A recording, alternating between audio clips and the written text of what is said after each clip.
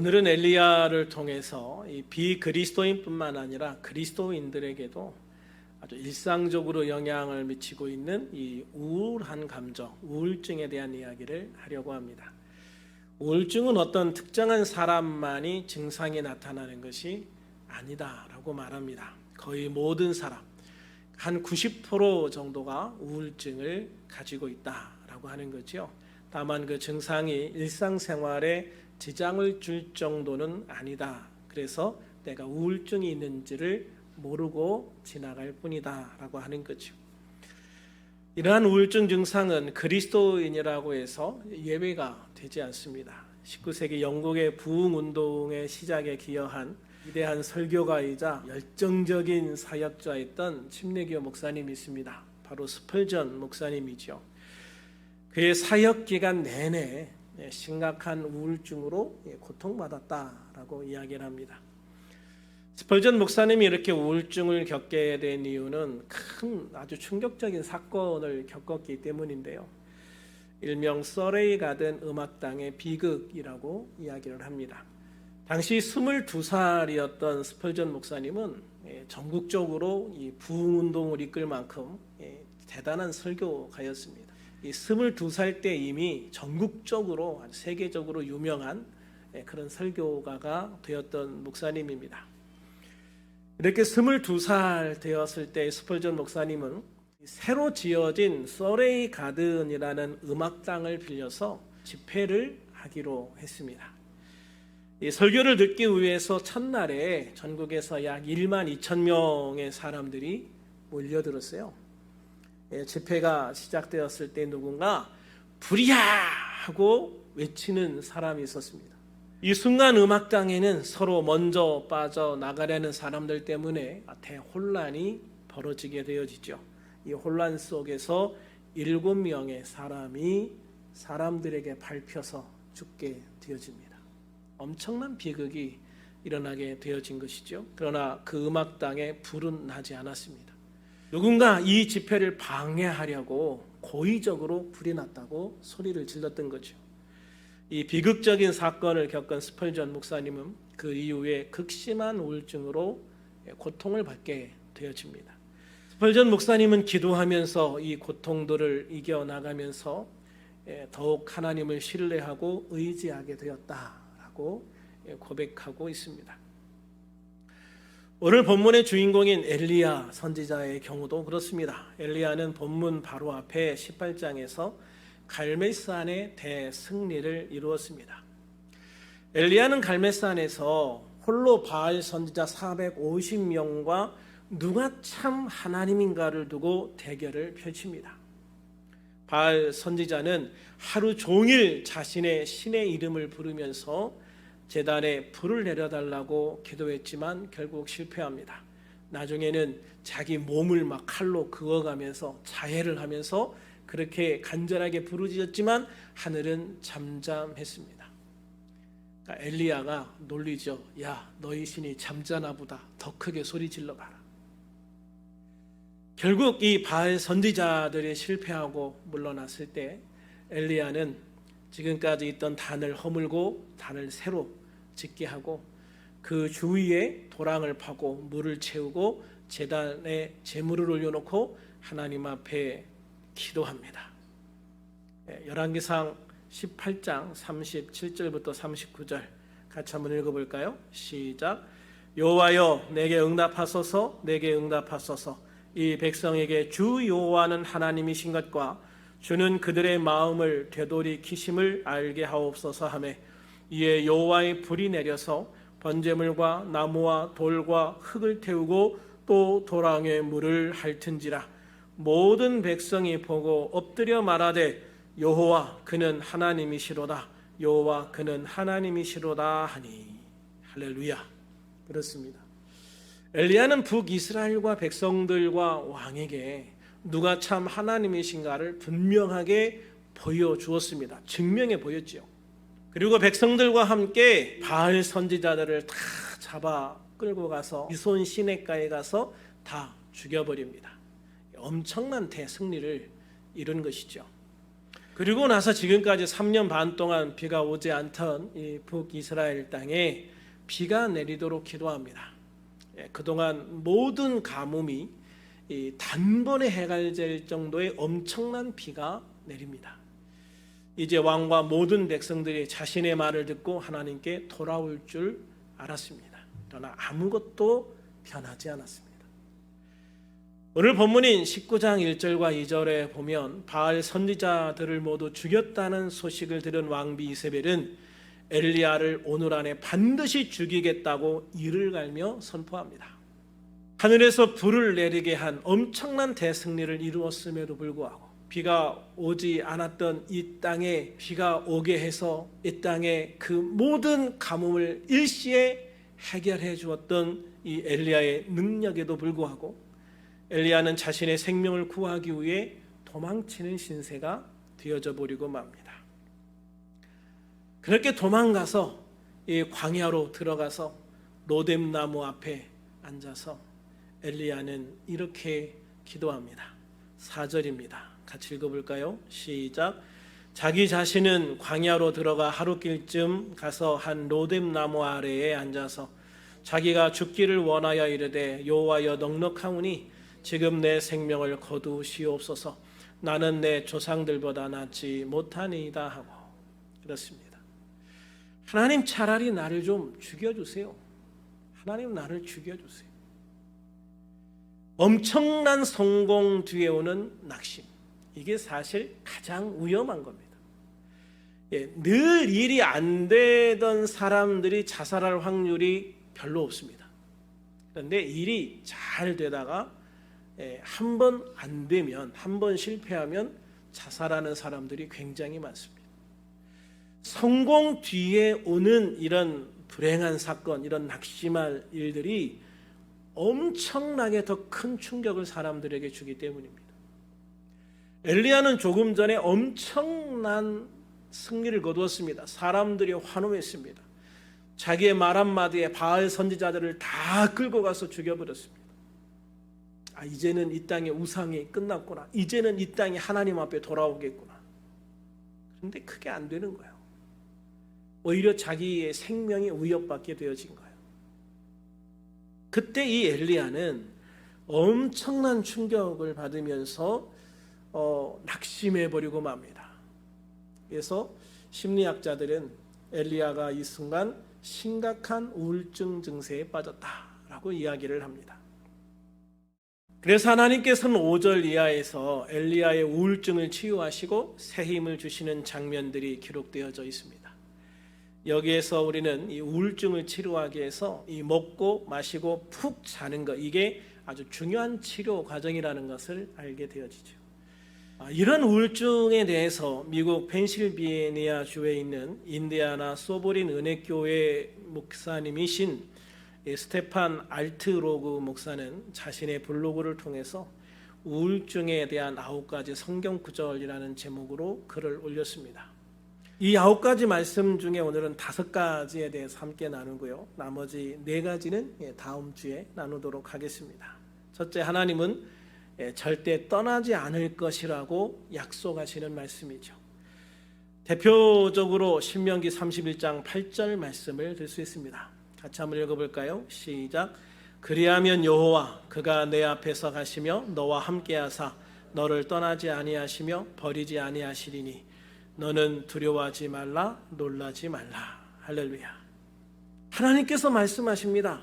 내가 내 앞에 가겠다. 너와 함께하겠다.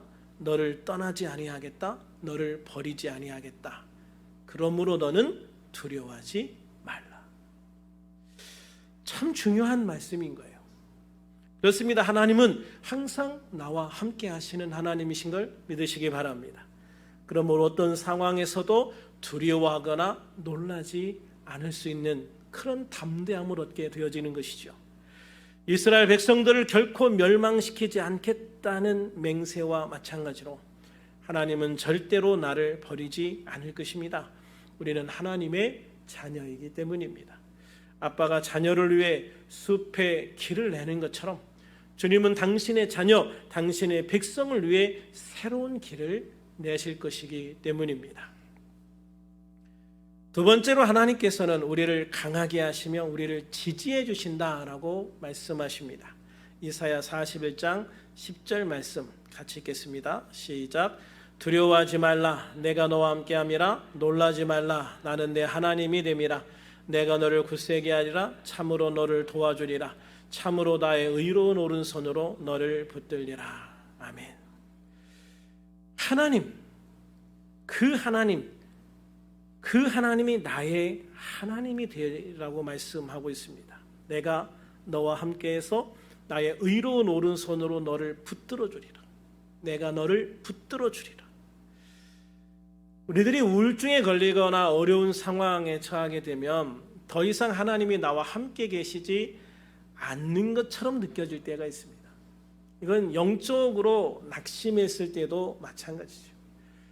예배를 드려도 이곳에 하나님이 임재한다는 걸 못 느끼고, 성경을 읽어도 또 기도를 해도 하나님이 나와 함께 하신다는 임재의 느낌이 전혀 없는 경우들이 있습니다.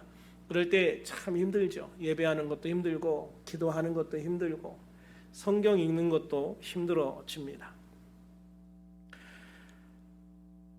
이럴 때는요, 정말 약하고 무력해져서 아무것도 할 수 없는 것처럼 느껴질 때가 있어요. 때로는 침대에서 일어나는 것조차 못할 때도 있어요. 그래서 그런 사람들에게 힘내라 얘기해봐야 아무 소용이 없죠. 아무리 힘내라고 해도 힘이 안 나는 걸 어떻게 할 수가 없는 거예요.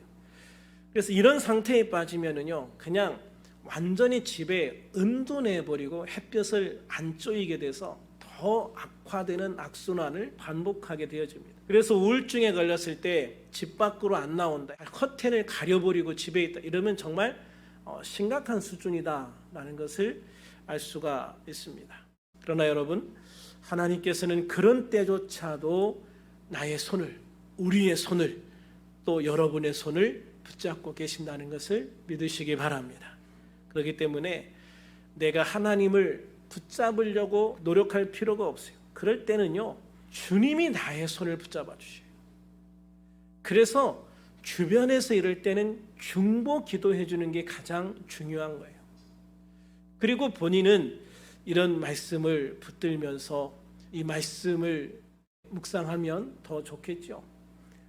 사실 우리가 정말 힘이 없고 어려울 때 이런 말씀들을 곳곳에 이렇게 붙여놓을 필요가 있어요. 그래서 내가 영적으로 힘들구나, 내가 좀 우울증 증세가 있는 것 같구나, 그러면 이런 말씀들을 프린트해서 여기저기 붙여놓고 그러면서 자꾸 읽어라. 한 분이 이렇게 간증을 하는데, 이분이 이제 이사야 41장 10절 말씀, 이 말씀을 화장실에 이렇게 붙여놨대요. 변기에 앉으면 딱 보이도록 코팅을 해서 붙여놨대요. 이분이 그 우울증 때문에 붙여놓은 건 아닌데, 그동안 그 전에 이제 자기가 좀 힘들고 어려울 때 이 말씀에 힘을 받아서 이 말씀을 화장실 앞에 이렇게 딱 붙여놓고, 그래서 변기에 앉을 때마다 항상 이 말씀을 몇 번씩 읽고는 했다고 그래요. 그런데 어느 날 이분에게 굉장히 큰 어려움이 닥쳤고, 그로 인해서 우울증, 정말 심각한 우울증 증세에 빠지게 되었어요. 그래서 이분이 정말 집에서 아예 안 나오게 되면 아주 심각한 그런 증상으로 발전을 한 거예요. 그런데 그렇게 돼도 화장실은 가야 되잖아요. 그래서 억지로 기다시피 해서 화장실에 가서 변기 앞에 앉았는데 딱 그 말씀이 눈에 들어오더라는 거죠. 앞에 붙여놓은 말씀. 그래서 정말 이 변기에 앉아 있는 것조차 힘들었던 그때 이 말씀을 계속해서 읽기 시작을 했고, 이 말씀이 은혜가 되기 시작했고, 그래서 한 30분 동안 변기에 앉아서 이 말씀을 처음에는 속으로 읽다가, 나중에는 조그만 소리로 읽다가, 나중에는 큰 소리로 이 말씀을 반복해서 읽게 되었다고 그래요. 그리고 나서 한 30분 뒤에 이분이 힘을 얻어서 나와서 이러면 안 되겠다, 그래서 커튼을 걷어버리고 창문을 여서 환기를 시키고, 그리고 밖에 나왔어. 이 밖에 나와서 공원을 산책을 하면서 이 우울증으로부터 벗어나기 시작했다라고 간증을 하시는 분을 들었어요.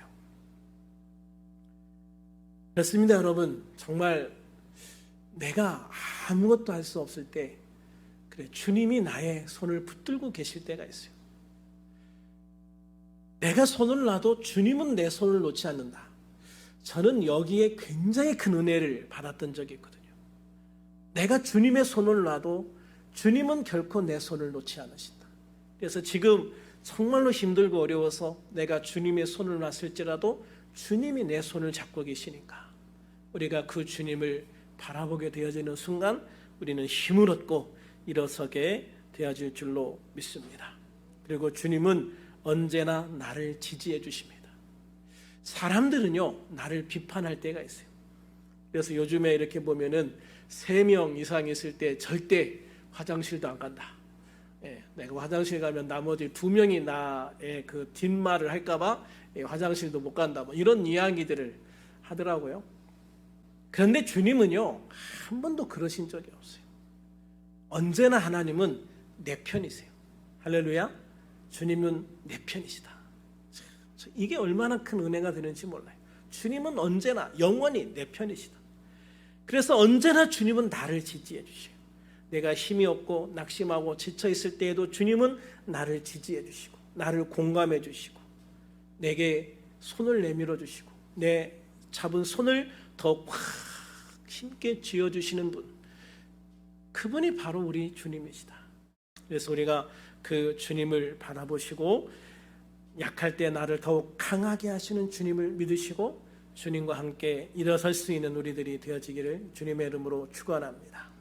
세 번째로, 하나님께서는 우리들의 부르짖음을 들으신다라는 말씀입니다. 시편 40편 1절에서 3절 말씀 같이 읽겠습니다. 시작. 내가 여호와를 기다리고 기다렸더니 귀를 기울이사 나의 부르짖음을 들으셨도다. 나를 기가 막힐 웅덩이와 수렁에서 끌어올리시고 내 발을 반석 위에 두사 내 걸음을 견고하게 하셨도다. 새 노래 곧 우리 하나님께 올릴 찬송을 내 입에 두셨으니 많은 사람이 보고 두려워하여 여호와를 의지하리로다. 아멘. 그렇습니다. 하나님은 우리의 부르짖음을 듣고 우리의 눈물을 보고 계십니다. 하나님은 결코 우리를 무시하지 않습니다. 하나님은 절대로 우리를 외면하지 않으십니다. 자기 백성의 고난을 기뻐하지도 않으십니다. 하나님께서는 자비를 구하는 우리의 기도를 기뻐하시고 응답하시는 하나님이십니다. 우리가 원하는 때나 원하는 대로 되지 않을 수도 있습니다. 그럼에도 하나님은 우리를 사랑하시는 자비로우신 아버지이시고 또 사랑의 아버지이신 것을 믿으시기를 바랍니다. 그러므로 주님은 결코 당신의 자녀들의 외침을 무시하지 않으시고 반드시 들으시고 응답하시는 하나님이신 것을 믿으시기를 바랍니다. 네 번째로, 주님은 우리의 방패가 되신다는 말씀입니다. 시편 3편 3절 말씀 같이 읽어볼까요? 시작. 여호와여, 주는 나의 방패시요 나의 영광이시요 내 머리를 트시는 자신이다. 할렐루야. 그렇습니다. 우리들이 약하고 무력하고 절망적일 때요, 하나님께서는 우리의 방패막이가 되어주십니다. 사실 우리가 힘들 때 가장 힘든 거는 사람들이 나에 대해 하는 말들입니다. 상처가 되고 아플 때가 있어요. 그래서 외부의 공격으로부터 나를 막아주는 것, 그리고 이 사람들뿐만 아니라 그렇게 힘들고 어려울 때는요, 악한 사탄 마귀는 더 힘을 내서 우리를 공격합니다. 이게 가장 큰 문제죠. 사람의 말은 어떻게 무시한다고 하더라도 이 사탄 마귀의 공격은 그렇게 무시가 안 됩니다. 마귀는요, 우리의 약점을 기가 막히게 알고 있어요. 그래서 우리의 약점을 집요하게 파고듭니다. 그래서 내가 더 낙심하고 더 쓰러져서 결국은 내 생명을 버리고 싶을 때까지 가게 만드는 거예요. 그게 마귀예요. 그래서 우리가 이렇게 힘들고 어려울 때일수록 주님이 우리의 방패가 되어주셔서 이 악한 영으로부터 나를 보호해 주시는 게 가장 중요한 거예요. 그런데 주님은 우리의 방패시다. 우리의 방패시다. 그리고 나의 영광이시다. 정말로 힘들고 지치고 낙심해 있는 나의 영광이시다. 내 머리를 들게 하시고 너는 그렇게 낙심해 있을 사람이 아니야. 너는 그렇게 머리 숙이고 있을 필요가 없어. 하나님이 너를 얼마나 기뻐하시는데, 하나님이 너를 얼마나 사랑하시는데, 머리 들어. 이제 하늘을 봐. 더 이상 땅 보지 말고 낙심하지 말고 하나님 바라봐라. 그러면서 나의 약점을 공격하는 마귀의 공격을 막아주시면서 내가 머리를 들고 영광의 하나님을 바라볼 수 있도록 만들어주신다. 그래서 우리의 머리를 들어주신다. 이게 굉장히 중요한 의미예요. 우리 주님이 나의 머리를 딱 들어주시면은요, 이제는 다른 게 보이는 거예요. 머리를 숙이고 있으면 낙심이 보이고 좌절이 보이고 실패가 보여요. 그런데 주님이 내 얼굴을 딱 들어주시면 거기에서는 하나님이 보이고 소망이 보이고 은혜가 보이고 능력이 보이는 거예요. 그래서 주님은 내가 바라보지 말아야 될 곳을 바라보지 않게 하시고 마땅히 바라봐야 될 곳을 바라보도록 내 머리를 틀어주시는 분이시다. 할렐루야. 그래서 우리가 주님의 은혜 안에서 말씀으로 새로운 힘과 믿음으로 승리케 하실 주님을 바라볼 수 있는, 머리를 들고 하나님을 바라볼 수 있는 그런 우리들이 될 수 있기를 주님의 이름으로 축원합니다. 다섯째로, 하나님께서는 깨어진 마음에 가까이 하신다라고 말씀하십니다. 시편 34편 18절과 19절을 같이 읽겠습니다. 시작. 여호와는 마음이 상한 자를 가까이 하시고 충심으로 통회하는 자를 구원하시는도다. 의인은 고난이 많으나 여호와께서 그의 모든 고난에서 건지시는도다. 할렐루야. 우울증에 빠졌을 때나 낙심했을 때, 어려움에 처했을 때 끊임없이 마음이 상하게 되는 것을 느끼게 됩니다. 평소에는 아무것도 아니었던 말들이요, 힘들 때 듣게 되면 엄청 아프게 들리게 되고요, 또 마음에 큰 상처가 되는 거예요. 그래서 정말 힘든 사람들 앞에 가서 이 말을 함부로 하면 안 돼요. 위로하는 말조차도 때로는 상처가 될 때도 있거든요. 그래서 어떨 때는 100마디 말보다요, 그냥 같이 손잡고 그냥 눈물 흘려주는 게 그게 100번 큰 감동이고 힘이 될 때가 있죠. 그런데 참 그렇죠. 그럴 때일수록 왜 이렇게 또 상처를 주는 사람들이 또 많은지 몰라요. 아무렇게도 안 했던 말들이, 평소에는 그냥 흘려 들었던 말들이 자꾸 상처가 되니까 더 자꾸 상처가 쌓이게 되어지고, 그래서 사람도 만나기 싫고 교회도 가기 싫고 막 그렇게 되어지는 거죠. 그런데 그럴 때 주님께서는 우리에게 더 가까이 다가오는 것을 믿으시기를 바랍니다. 비록 우리들이 하나님의 존재를 느낄 수 없을지라도 하나님은 어느 때보다도 우리를 더 가까이 하시고 또 우리를 위해 일하고 계신다는 것을 믿으시기를 바랍니다. 마치 나의 등 뒤에서 나를 도우시는 주라는 찬양에서 고백하고 있는 것처럼요, 나의 인생길에서 지치고 고나여 매일처럼 주저앉고 싶을 때 나를 밀어주십니다. 평안히 길을 갈 때는 보이지 않아요. 그런데 지치고 고나여 넘어질 때면 조용히 다가와 손을 내밀어 주십니다. 때로는 우리가 뒤를 돌아볼 때 주님은 여전히 나와 함께 하시고 잔잔한 미소로 바라보시는 것을 보게 되어집니다. 그리고 다시 일어나 힘차게 달려가라고 힘을 주시죠. 그러므로 우리들은 주님을 바라보고 주님의 말씀에 의지하여 다시 일어나야 할 줄로 믿습니다. 다시 걸어가야 합니다. 다시 뛰어가야 합니다. 주님께서 우리를 도우시기 때문입니다. 바라기는 이 덥고 습한 날씨 속에서 힘들고 어려울 때 주님 바라보시고 이런 주님의 말씀을 의지해서 날마다 믿음으로 승리하는 우리들이 되어질 수 있기를 우리 주 예수님의 이름으로 축원합니다. 축원합니다. 기도하겠습니다.